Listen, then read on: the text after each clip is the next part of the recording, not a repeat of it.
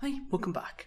So now that we've created our first commit, we're actually going to be looking at moving between our commits because all we can do now is commit and look at our commits. We can't really do anything with it.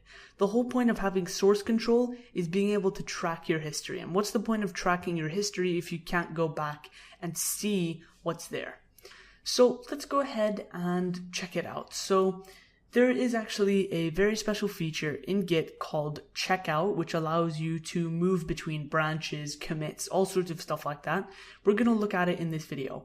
So I held on to my statement at the end of last video, and I did actually add a few more commits. So I did a few things with these commits. I removed some files. You can see I modified text and deleted the website. I added a new website and some new website functionality.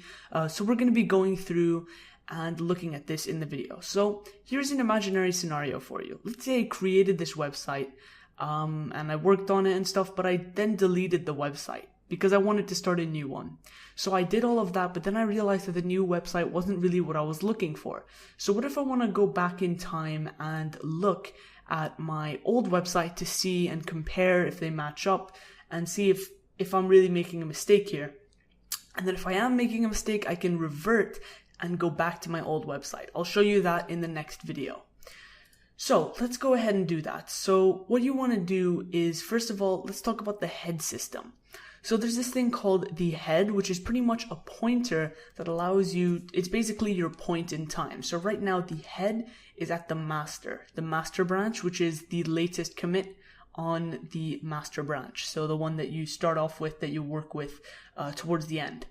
So right now it's on the master, which means we're at pretty much the working directory. We're at our current point in time. But I actually can move this head around to different points in time. I'll show you what I mean by that in just a second. So let's go ahead and talk about Git Checkout. What does it do? How do we work with it? So let's go ahead and do this. Basically, what we can do with checkout is paste in a certain commit ID, which is why we're using the log here, and go back in time to that commit. And we're going to actually see the changes happen here in our software folder, in our repository. So let's go ahead and do that. First thing I want to do is go ahead and copy the commit that I want to revert to. So it's right here. It's modified text and deleted website. So this is the commit where I deleted my website. Now, we don't actually want to use this. We want to use where we actually have the old website. So let's go ahead and do that. But again, it's totally up to you which commit you want to move back to. Let's just say maybe you made a big error in your text and you want to move back to when you first created the file. This is why the message in the commits are useful, because if you don't have something like source tree, you can't actually look at the changes that you have. So it's really useful to have some in-depth messages. Now, they don't have to be entire paragraphs, just a quick phrase summarizing what's happening so that you know which commit to go back to. So I'm going to go back all the way to my initial commit. Now remember, doing this does not delete our commits. We're just going back in time. So let's go ahead and do that. Here's how you do it. You do git, then checkout, and then after that, you paste in the name of the ID or the commit that you want to check out, just like that. And once we do that, we press enter, and there we go. You said you're in a detached head state. This means that the head is in a different commit. So if we actually look at git log, just do this for you really quick, you can see that our head is at our initial commit. Now remember, this doesn't delete it. This means we just went back in time, which means you can't actually see anything.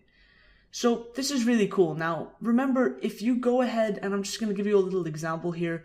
For example, let's say you go to your C drive and you create a Git repository. By the way, that's a very bad idea. Never do that. Let's say I create a commit, right? So I create it, everything's working. Now what I'm going to do is, after maybe a year or so of using my computer, I make another commit, and then I revert all the way back to the commit I made 1 year ago.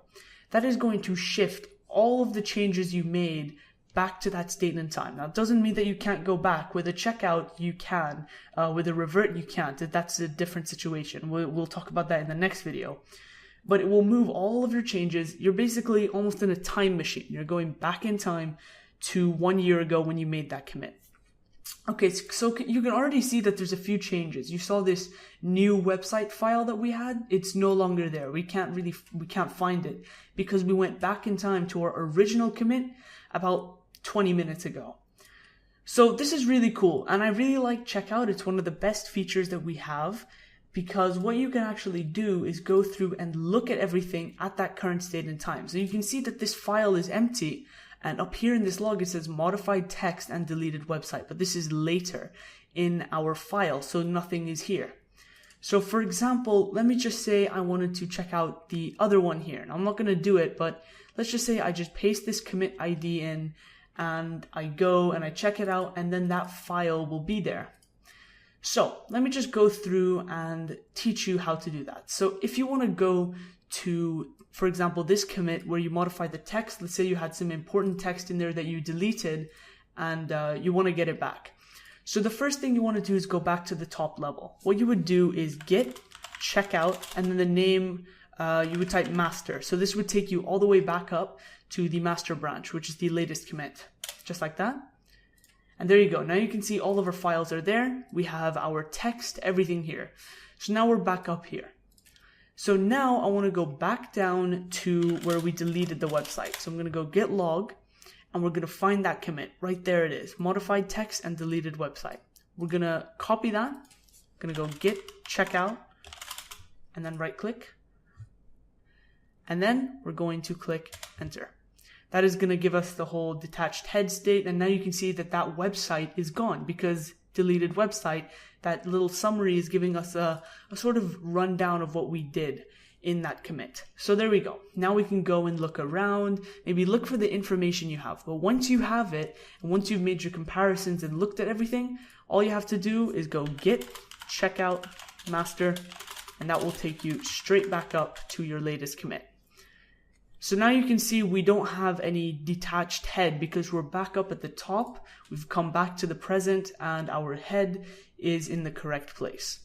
So there we go. That's pretty much all there is to know about Checkout. Of course, we're going to use Checkout in the future with branches, which makes it a lot more complex. But for now, we're only using one branch. So you can only go up and down. You can't really go left and right and diagonal. So once we introduce branches, this becomes a lot more complex. So I'm going to take you through step by step in the next section about going through branches and everything to do with that.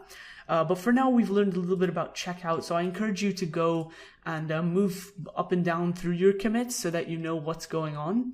And from there, we can pretty much do whatever we want. Let's just say, for example, we make like 10 new commits and we don't want to, we want to go back in time to one of them to copy some important code or cache that we had in one of the files. You can do that and it will work perfectly.